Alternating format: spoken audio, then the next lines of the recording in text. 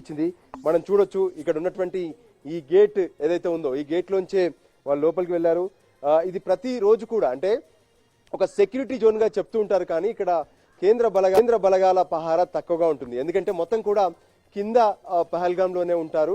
So చుట్టుపక్కల కొంత ఈ జాలి లాంటివి వేశారు, ఇక్కడ కొంత సేఫ్ గా ఉంటుంది అనే ఆలోచనతో. అయితే మొత్తం కూడా ఇక్కడ చిన్న చిన్న షాప్స్ పెట్టుకుంటారు. అంటే ఎవరైతే కింద నుంచి పహల్గామ్ నుంచి ట్రెక్కింగ్ చేసుకుంటూ పైకి వస్తారో వాళ్లకు ఇక్కడ టీ అండ్ టిఫిన్స్, స్నాక్స్, దాంతో పాటు ఎంటర్టైన్మెంట్, ముఖ్యంగా జంపింగ్ సంబంధించినటువంటివి, తర్వాత ఆహ్లాదకరమైనటువంటి వాతావరణాన్ని వాళ్ళంతా కూడా ఎంజాయ్ చేసేందుకు ఇక్కడికి వస్తున్నటువంటి పరిస్థితులు ఉంటాయి. సో ఈ పరిస్థితుల్లో మనం చూడొచ్చు ఏ విధంగానైతే అంటే ఇక్కడికి వచ్చినటువంటి టూరిస్టులను టార్గెట్ చేయడం వెనక ఒకటే, అంటే ఇక్కడికి భద్రతా బలగాలు రావడానికి సమయం పడుతుంది. తర్వాత టూరిస్టులు అందరూ కూడా అమాయకులు, వాళ్ళు ఎవరు ఎదురు తిరిగారనే టెర్రరిస్టులు ఇక్కడ స్పాట్ లో చేసుకున్నట్టుగా తెలుస్తుంది. ఎన్నో రోజులుగా రెక్కి నిర్వహించడం, తర్వాత అధికారులు కూడా ఉన్నారు. సో అధికారులకు సంబంధించి మరి సమాచారం ఎలా లీక్ అయిందనే విషయం పట్ల కూడా ఇప్పటికే ఒకవైపు దర్యాప్తు సంస్థలు విచారణ జరుపుతున్నటువంటి పరిస్థితి ఉంది. ఇంకోవైపు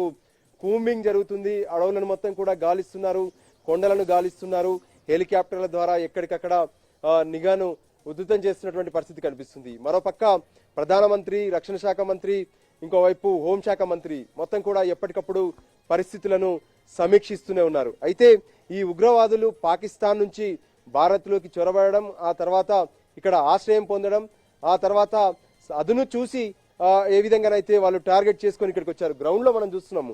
నిజంగా ఈ గ్రౌండ్ లో మొత్తం కూడా ఎంటర్టైన్మెంట్ కి సంబంధించినటువంటి స్పాట్స్ ఉన్నాయి. ఇక్కడికి పైకి ఎంతో కష్టపడి వచ్చేటటువంటి వాళ్ళు ఎంటర్టైన్మెంట్ లో బిజీగా ఉన్నారు. ఆ సమయంలో ఒక్కసారిగా ఎదురుగా ఉన్నటువంటి అడవుల నుంచి వచ్చినటువంటి ఉగ్రవాదులు దాడి చేయడం, అందులో మగవాళ్ళను అంతా ఒకవైపు తీసుకెళ్లడం, అదే సమయంలో ఎవరైతే అంటే మతపరమైనటువంటి అంశాన్ని కూడా వాళ్ళు ప్రస్తావనకు తీసుకొచ్చారు.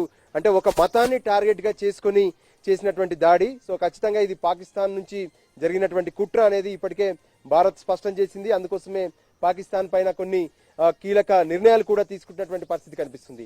సో దానికి అనుగుణంగా ఆ స్పాట్ లో ఏ విధంగానైతే వాళ్ళు రావడము, ఒక్కొక్కరిని మైండ్ బ్లాక్ లో కాల్చినటువంటి పరిస్థితి కనిపించింది. ఇక్కడికిక్కడే చనిపోయినటువంటి వాళ్ళు కొందరు కిందికి తీసుకెళ్లడం కష్టం, అంటే గుర్రాల పైన త్వరగా తీసుకెళ్లేందుకు కూడా ప్రయత్నం చేశారు. చివరికి గుర్రాలను నడిపించేటటువంటి ఒక వ్యక్తి కూడా కొంతమందిని రక్షించేటటువంటి ప్రయత్నంలో అతను కూడా చనిపోయినటువంటి పరిస్థితి కనిపించింది. సో ఇంతకీ ఉగ్రవాదులు ఎక్కడి నుంచి వచ్చారు, ఈ సంబంధించి కూడా పక్కన మొత్తం కూడా దట్టమైనటువంటి అడవులు. సో అడవుల్లో దాక్కోవడం, అడవుల నుంచి మెల్లిమెల్లిగా వాళ్ళు ఈ వ్యాలీకి చేరుకున్నారు. అంటే రెగ్యులర్ గా ఎవరైతే టూరిస్టులు ఉంటారో ఈ టూర్ రూట్ లో వాళ్ళు రాలేదు, వేరు మార్గాల ద్వారా ఇక్కడికి రావడం జరిగింది.